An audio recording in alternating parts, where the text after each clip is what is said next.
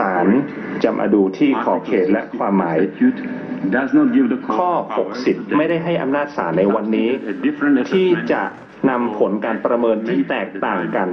ที่อาจจะมีขึ้นในปี 1962 กัมพูชาเห็นว่า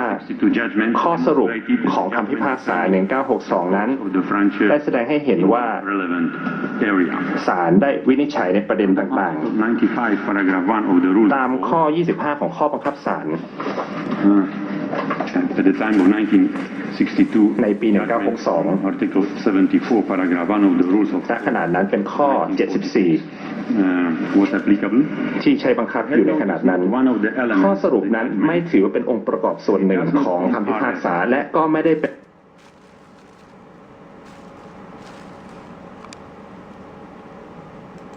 ส่วนหนึ่งของคำพิพากษา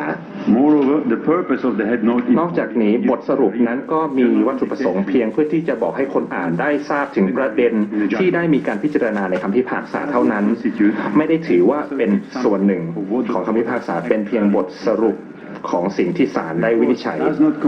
ศาลไม่ถือว่าบทสรุปในคำพิพากษา 1962 นั้นเป็นปัจจัยสำคัญที่จะมีผลกระทบต่อการตีความคดีปัจจุบันประเทศไทยได้กล่าวอ้างถึงพฤติกรรมของคู่ความในเดือนมิถุนายน 1962 ในช่วงที่ได้มีการอ่านคำพิพากษาและในเดือนธันวาคม 2008 ที่ได้มีเหตุการณ์ที่ปะทุขึ้นมาประเทศไทย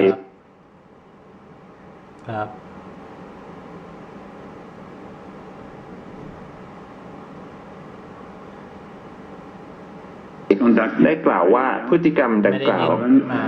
มีความเกี่ยวข้องกับการตีความคำพิพากษาคำพิพากษาไม่อาจถือว่าเป็นสนธิสัญญาไม่ได้เป็นตราสารที่จะผูก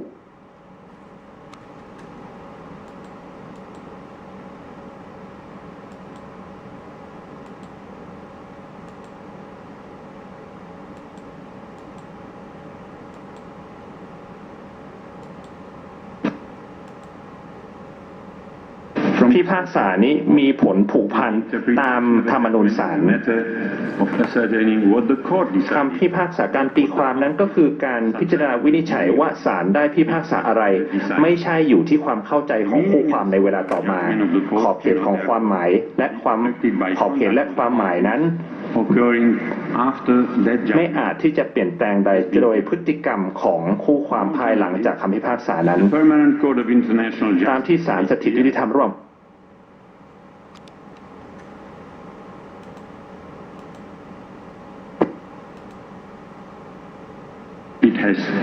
ปัจจัยต่างๆที่ในประเด็นนั้น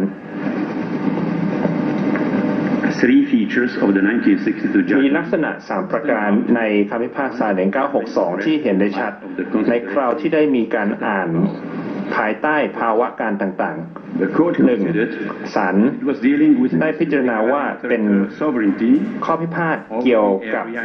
อำนาจอธิปไตยของสถานที่กรณีนี้เป็นประเด็นในเรื่องของเขตอำนาจอธิปไตยมากกว่าการกำหนดเขตแดนเพราะฉะนั้นในคำพิพากษา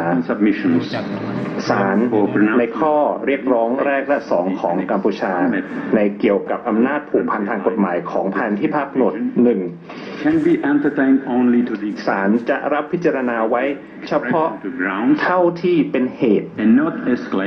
และไม่ถือว่าเป็นข้อเรียกร้องที่ศาลจะต้องชี้ขาดในข้อบทปฏิบัติการโดยไม่มีการกล่าวถึงภาคผนวกหนึ่งหรือสถานที่ของเขตแดนในข้อบทปฏิบัติการแต่อย่างใดไม่มีการแนบแผนที่ในคำพิพากษาและศาลก็ไม่ได้กล่าวถึงความยุ่งยากในการที่จะกำหนดหรือบังคับ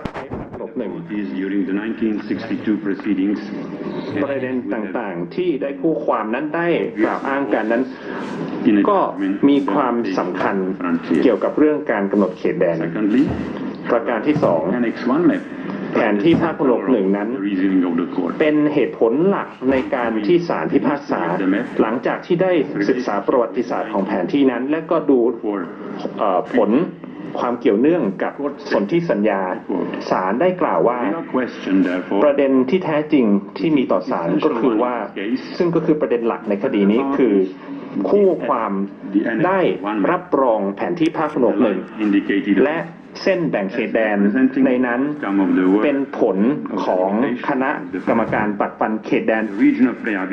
ในบริเวณปราสาทพระวิหารและมีผลผูกพันหรือไม่ศาลได้ดูพฤติกรรมของผู้ความในการเข้าไปเยี่ยมชมพื้นที่ดังกล่าวโดยเฉพาะพระยาดำรงเดชานุภาพในการเสด็จเยือนพื้นที่ดังกล่าวเมื่อมีเจ้าหน้าที่ฝรั่งเศสต้อนรับศาลก็เห็นว่าพฤติการดังกล่าวนั้นก็เหมือนกับเป็นยอมรับโดยทางอ้อมของสยามในอธิปไตยของปราสาทพระวิหารเหตุการณ์ดังกล่าวรวมทั้งพฤติกรรมอื่นๆของประเทศไทยในเวลาต่อมาก็ถือว่าเป็นการยืนยันของการยอมรับของประเทศไทยในเส้นแบ่งแดนในภาคผนวกหนึ่งศาลได้กล่าวว่าประเทศไทยในปี 1908-1909 ได้ยอมรับแผนที่ภาคผนวกหนึ่งให้ถือว่าเป็นผลของการทำงานของคณะกรรมาธิการปักปันเขตแดนและก็ได้ยอมรับเส้นแบ่งเขตแดนดังกล่าวว่าเป็นเส้นแบ่งเขตแดนซึ่งนำไปสู่การวินิจฉัยว่าปราสาทพระวิหารนั้นอยู่ในคัมโบเดียการยอมรับแผนที่ภาคผนวกหนึ่งโดยคู่ความทั้งสองนั้นทำให้แผนที่ภาคผนวกนั้นถือเป็นส่วนหนึ่งของสนธิสัญญาและก็ได้ข้อสรุปว่าดังนั้นจึงเห็นว่าการตีความสนธิสัญญานั้นจึงจะต้องชี้ขาดว่าเขตแบ่งตามแผนที่หนึ่งนั้นเป็นเขตแบ่งพื้นที่จบการกล่าวอ้างประการที่ 3ในการกำหนดประเด็นพิพาทศาลได้มีความชัดเจนว่าศาลได้ดูเฉพาะบริเวณปราสาทพระวิหารเท่านั้นซึ่งก็เป็นบริเวณที่เล็กมากใน 1962 กัมพูชาก็ได้กล่าวไว้ว่าขอบเขตของพื้นที่ที่พิพาทนั้นเล็กมากเล็กจริงๆจบการกล่าวอ้างและในถ้อยแถลงอื่นๆนั้นก็ไม่ได้มีการขัดแย้งกันในระหว่างการพิจารณาปี 1962คำพิพากษาดังกล่าวแสดงให้เห็นว่าศาลเห็นว่าขอบเขตที่พิพาทกันนั้นเป็นขอบเขตพื้นที่ที่เล็กมากและในทันทีหลังจากที่ได้มีการพิพากษานั้นศาลได้อธิบายบริเวณนั้นด้วยถ้อยคำดังต่อไปนี้ปราสาทพระวิหารอยู่ในทางด้านตะวันออกของเทือกเขาดงรักซึ่งในทางทั่วไปถือว่าเป็นเขตแดนระหว่างทั้งสองประเทศในบริเวณนี้กัมพูชาในทางใต้และประเทศไทยในทางเหนือจบการกล่าวอ้างในขณะที่แผนที่ภาคผนวกหนึ่งนั้นได้วางเขตแดนซึ่งยาวประมาณ100 กิโลเมตรศาลก็ได้บอกว่าจะพิจารณาพิพากษาเฉพาะในบริเวณที่พิพาทเท่านั้นด้วยเหตุนี้ในคำพิพากษา 1962 ศาลจึงเข้าไปดูที่ข้อบทปฏิบัติการในวรรค 2 และวรรค 3 ซึ่งศาลได้กล่าวว่าเป็นผลสืบเนื่องจากข้อบทปฏิบัติการที่ 1 จึงเห็นว่าข้อบทปฏิบัติการทั้ง 3 นั้นจึงต้องถือว่าต้องอ่านรวมกันเป็นข้อบทปฏิบัติการเดียว การที่จะกำหนดความหมายและขอบเขตของข้อบทปฏิบัติการจึงไม่สามารถไปดูคำใดคำหนึ่งโดยลำพังได้